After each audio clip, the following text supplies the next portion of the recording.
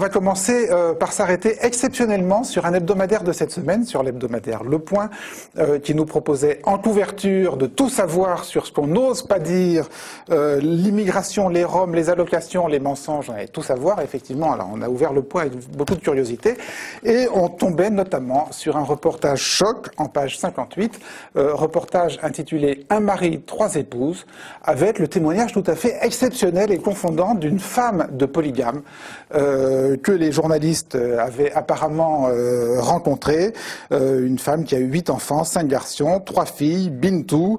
Et alors on nous décrivait cette femme de polygame au joli visage légèrement scarifié de chaque côté des yeux, et le témoignage était en effet tout à fait impressionnant. Tout à fait impressionnant, sauf que cette femme de polygame, c'est vous, Abdel. Mais oui, ben voilà, Abdel est femme de polygame. Et c'est vous qui avez alors mystifié les journalistes du Point d'une manière absolument incroyable en vous faisant passer au téléphone. Parce qu'ils ne sont pas venus. Alors vous habitez Clichy-sous-Bois. Voilà. Les journalistes du Point ne sont pas venus vous voir à Clichy-sous-Bois. Ce qu'il faut dire, c'est que tout l'entretien s'est passé au téléphone. C'est passé au téléphone et vous avez joué la femme de polygame. Alors juste comment ça s'est. Voilà, comment vous êtes branché sur cette affaire il y a une personne qui a contacté le journaliste du Point en lui disant que je pouvais l'aider à trouver cette personne-là, vu que j'avais fait ça au préalable avec beaucoup de journalistes, des vrais journalistes qui venaient, qui cherchaient, qui s'intéressaient, qui interrogeaient, mais en physique. Et cette personne-là m'a contacté au téléphone un vendredi aux alentours de 19h-20h. Vendredi dernier.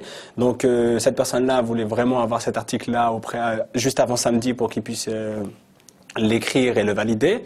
Donc ça m'a donné l'occasion de tester sa fiabilité, de voir si c'était un vrai journaliste ou un imposteur. C'est-à-dire, on vous demande, voilà, on vous dit, il y a un journaliste du Point qui cherche une femme de polygame. Est-ce que tu peux la trouver tout de suite ? Voilà, c'est ça qu'on m'a demandé. Au début, on m'a demandé, moi je voulais faire un truc un peu plus grand, en prenant une femme, en demandant à la femme de le piéger et de tout filmer à l'extérieur.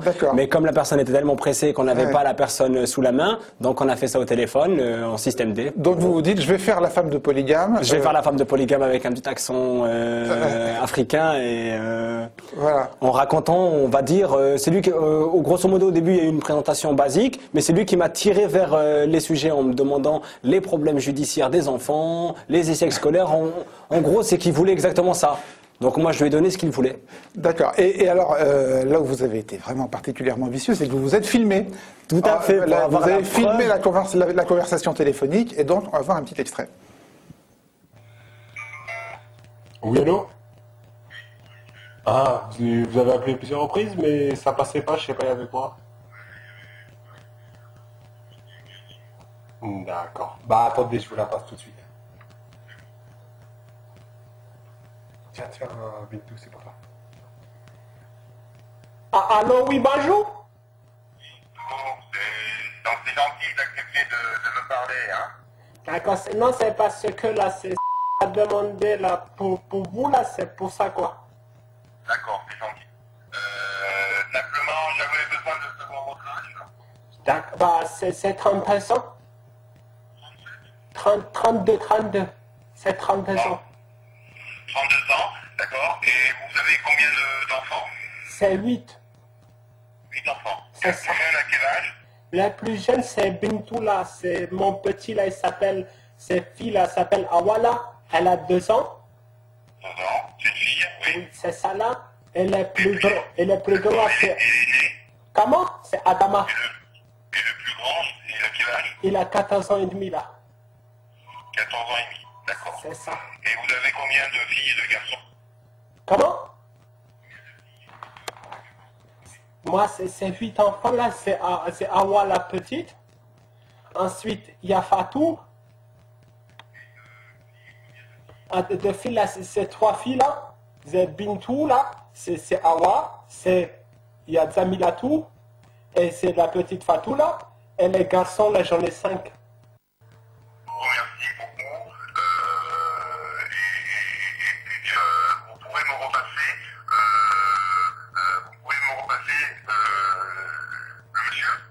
Attends, c'est passé tout de suite, là. C'est pour toi, là. Oui, allô? Oui, bon, merci. Bon, alors vous faites très bien la femme de polygame. Vous aviez construit le scénario avant Au début, j'avais préparé la présentation, mais tout le reste, c'était de l'impro. Vous voulez que je finisse l'interview avec l'accent? Allez-y. Quand c'est senti, voilà, c'est préparé le début comme ça, et la suite, là, c'est venu tout de suite, là. Vous savez que vous êtes très fort en impro, hein. Et alors, ce que vous me racontiez juste avant le plateau, c'est que il y a certains détails qui ont même été rajoutés. Voilà, il y a eu déjà la première, la description. La description physique, oui. Bah, j'ai un joli visage et je suis un peu scarifié de part et d'autre des yeux. Ouais. Il y a aussi la rencontre, qui est archi faux.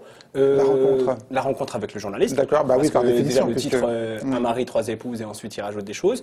Et oui, en gros, je lui ai donné le fil conducteur. Enfin, il m'a poussé à lui donner le fil conducteur, et par la suite il a argumenté, mais c'était plus ce qu'il voulait paraître qu'il a mis.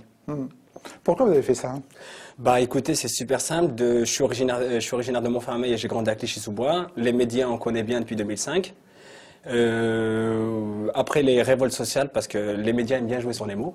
Émeute, révolte sociale, pour donner une étiquette à une certaine population.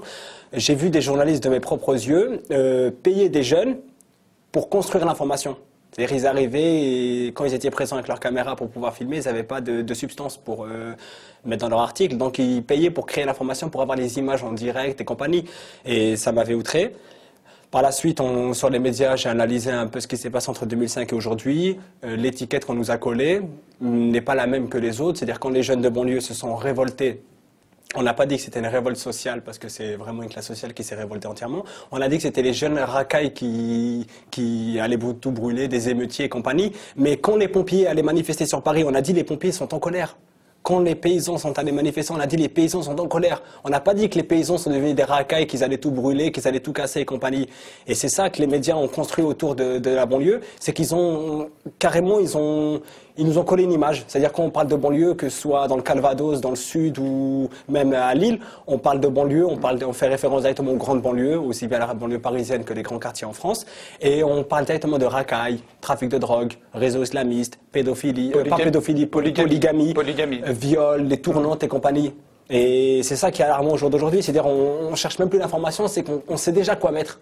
On sait déjà quoi mettre. À l'image de ce journaliste qui avait quasiment déjà écrit son papier avant de faire. En gros, voilà, il n'a pas fait son travail. Pour moi, un vrai journaliste, c'est une personne qui va vérifier ses sources et compagnie. C'est comme si moi j'allais comparaître à un tribunal et que je disais voilà, c'est lui. Il faut vérifier tout ça. Si on dit c'est lui, on le condamne directement, la personne elle va en prison et puis voilà. La personne? Alors là, pas du tout. Par la suite, il voulait me rencontrer moi parce que je l'ai eu au téléphone le lendemain où il m'avait interviewé moi en tant que Abdel et non en tant que Bintou. Et il voulait, d'abord, il voulait avoir des informations sur l'association. Chose toute bête, j'ai parlé de la démo parce que c'est la première qui m'arrive à la tête. Cette association ne fait pas de parcours scolaire, de suivi scolaire.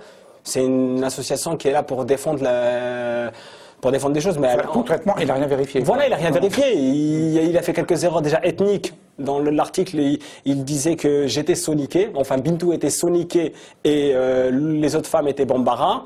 Lui, il a marqué solinqué. Il a fait une erreur vraiment sur une ethnie. C'est comme si je disais pas français, mais je disais foncé. C'est pareil. Il a rien vérifié. C'est tout ce que je lui ai pondu, je lui ai attiré une petite carotte et il s'est agrippé dessus et il a tout sorti. Alors je dois dire c'est absolument édifiant comme aventure journalistique. Dan Israël a appelé ce journaliste du Point, Jean-Michel Descugis, qui est évidemment tombé de sa chaise en apprenant que vous n'étiez pas une femme polygame et qui s'était fait mystifier. Il est absolument confondu et on regardera évidemment avec intérêt les suites que donnera le Point à cette affaire qui est quand même une tromperie journalistique grave. Alors la totalité de votre entretien téléphonique avec lui est sur le site dans un article de Dan Israël. On va vous mettre le lien juste à côté. Ça vous inspire quelque chose, Didier? Je ne peux pas croire que le Point ait pu faire ça, qu'un journaliste du Point ait pu faire ça. Donc je pense qu'il s'agit d'une cacaille mystificatrice. Il faut vite foutre en tôle. Allez. Je suis innocent, j'ai rien fait. On a vu. Bon, vous avez lu l'Express. Ça va être la fête à l'Express après le Point. cette semaine. Oui, alors vous savez, chers amis, qu'à Arrêt sur Image, nous prenons toujours la défense des victimes, de la stigmatisation de toutes les victimes. C'est pourquoi je vous recommande chaudement la lecture de l'Express de cette semaine, qui s'interroge en ces termes: pourquoi tant de haine contre ce pauvre Nicolas Sarkozy? C'est vrai que c'est la bonne question à poser en ce moment.